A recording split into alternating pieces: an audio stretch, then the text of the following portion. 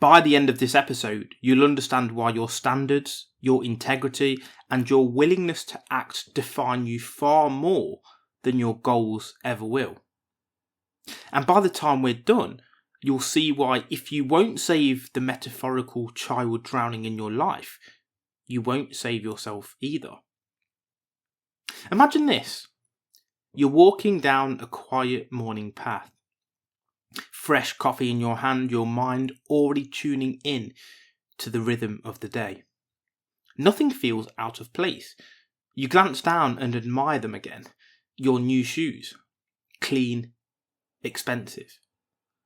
You told yourself you deserved them. And you do. They're a symbol of progress, a reward, a little luxury in a demanding world. Then you hear it, a splash, a panicked cry. You look up and there, in a shallow pond, a child is flailing, flapping, slipping beneath the surface. And in that instant, Peter Singer's famous thought experiment becomes your reality. The water is muddy, the bank is soft. If you step in, those expensive shoes, they're finished, ruined, gone. And for one brief, brutally honest moment, you hesitate. You feel that tiny spark of selfishness. They're brand new, they cost a lot. I'll be late, this will be a mess. But then you ask yourself, what kind of person would I be if I protected my shoes over a child's life? You'd jump in, of course you would. No shoes are worth a life. That part is easy. Or is it? Because this is where the thought experiment turns slowly like a knife. You say a child's life matters more than your shoes, but your life doesn't reflect that belief. Not when the child isn't right in front of you. Not when the pond is thousands of miles away. Not when the shoes are your luxuries, your comforts, your conveniences. The story exposes something uncomfortable. You're not driven by principles, you're driven by proximity. Peter Singer uses this scenario for one reason, to show that your moral compass has a blind spot. You would ruin your shoes to save the child in front of you, but you won't give up the money those shoes cost to save a dying child somewhere else. Think about that. If a £150 pair of shoes got destroyed saving a drowning child, you'd feel heroic. But giving £150 to save a real life child through a charity, that feels optional, extra, a nice thing rather than a moral duty. And here's the brutal comparison. You're willing to sacrifice luxury only when the suffering is physically present. But suffering far away, that becomes invisible. So let me ask you, is morality based on distance or on values? Singer's point is painful because it's simple. If you won't sacrifice a luxury to save a distant child, you are, morally speaking, doing the same thing as walking past the drowning child to protect your shoes. You're just doing it quietly, comfortably, socially accepted. This isn't about guilt, it's about honesty. So let's step back into the story.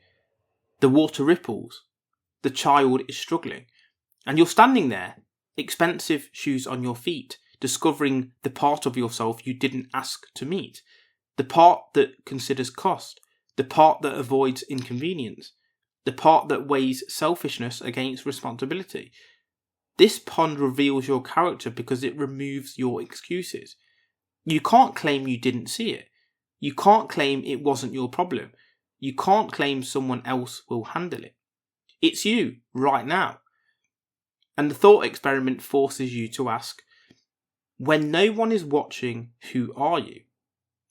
Not who you say you are, not who you post you are, not who you intend to be. Who are you in the seconds between seeing suffering and choosing whether you will do something about it? This is where Singer's real brilliance lies. He created a thought experiment that removes every excuse we normally hide behind. I didn't know. No one asked me. It's far away. It's not my responsibility. I'm busy. I'm one person. What difference can I make?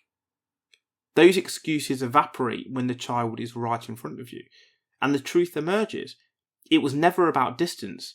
It was always about how much you cared. Now widen the camera. The pond stretches out, far beyond your vision, across continents, across oceans, across the world. You see thousands of children drowning, not in water, but in poverty, hunger, lack of medicine, lack of clean water. Every single one of them is a child you could save with the price of those shoes. Suddenly the thought experiment becomes uncomfortable. How much suffering do you ignore because it's out of sight? Every time you buy something non-essential, you're making a choice. Not consciously, but in effect. Singer's argument is sharp. If you'd save one child by ruining your shoes, why won't you save another child by giving up the money for your shoes? The similarity is moral, the difference is emotional. Because humans respond to what they can see. So let me ask you, would you care more about a starving child if they were lying at your feet instead of on a screen? Most people would say yes, and that's the problem. Your compassion is local, your concern is selective, your morality is inconsistent. The thought experiment isn't judging you, it's revealing you. So let's go deeper into psychology. There is a part of your brain, the distance bias, that discounts suffering that is further away. It's the same reason you'll drop £5 on a coffee without blinking, but hesitate donating £5 to a charity saving lives. The coffee feels real. The child far away feels abstract. But the pond strips away that illusion. It shows you the truth. The life far away is as real as the life in front of you. The suffering far away is as real as the suffering you can see. Your obligation doesn't change, only your perception does. So let me ask you something uncomfortable. If your luxuries come at the cost of someone else's life, are they really luxuries at all? This isn't about guilt tripping you into charity. It's about realising the weight of your choices. Your shoes are not just shoes. Your luxuries are not just luxuries. They represent decisions. They reveal what you prioritise. They expose what you believe, not verbally but behaviourally. Behaviour is the purest truth. Now imagine this twist. You're standing at the pond, the child is drowning, and dozens of adults are standing around watching. No one moves. Everyone is whispering, someone else will help. It's not my responsibility. I can't get involved. Would you still jump in? Or would you hesitate? Would you wait to see what the crowd does? This is society, everyone waiting for someone else to act, everyone waiting for the government to solve everything, everyone waiting for the rich to fix the world, everyone waiting for the bystander who never arrives. The pond reveals something chilling. Most people don't avoid moral action out of cruelty, they avoid it out of conformity. Let me ask you, are your ethics determined by your values or by the crowd around you? Now bring the thought experiment inward. What if the drowning child is you? Your younger self, your undeveloped potential, your abandoned dreams, your neglected discipline, your health, your purpose. Picture yourself in that pond. The you who believed, the you who hoped, the you who wanted to build something meaningful. They're drowning not in water but in procrastination, distraction and excuses. Would you ruin your shoes, your comfort, your laziness, your ego to save that version of yourself? Or would you walk past because it's not the right time, maybe later, it's too hard, I'm not ready? The metaphor becomes painfully clear. Every day you don't act, a version of you dies. The pond is your life, the child is your potential, and you are the bystander choosing whether to save it. In the original thought experiment, Singer isn't saying you must give everything away. He's saying Your moral circle must expand beyond your field of vision. When you see suffering, even distant suffering, you must treat it with the same seriousness you would as if it was right next to you. Giving becomes not an act of generosity, but an act of consistency. You don't give because you're rich. You give because someone else is drowning. You don't help because you owe it. You help because you can. Your luxuries aren't wrong.